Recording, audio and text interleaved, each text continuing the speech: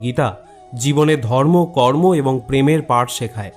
ভগবদ গীতার জ্ঞান মানব জীবন এবং জীবনের পরবর্তী জীবনের জন্য উপযোগী মনে করা হয়।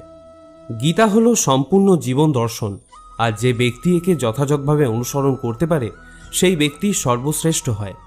ভগবদ গীতায় মোট 18টি অধ্যায় এবং 700টি শ্লোক আছে, যা সবার পক্ষে প্রতিদিন পাঠ করা এবং উপলব্ধি করা সম্ভবপর হয় না। সেই জন্য আজকের অত্যন্ত গুরুত্বপূর্ণ এই ভিডিওতে আমরা ভগবদ গীতার 111টি উপলব্ধি নিয়ে কথা বলবো, যেটা জানার পর আপনি শ্রীমদ্ ভগবদ গীতার প্রকৃত অর্থ উপলব্ধি করতে পারবেন। তাই আপনি প্রতিদিন এই ভিডিওটি রাতে ঘুমানোর আগে বা সকালে ঘুম থেকে ওঠার পর শুনবেন।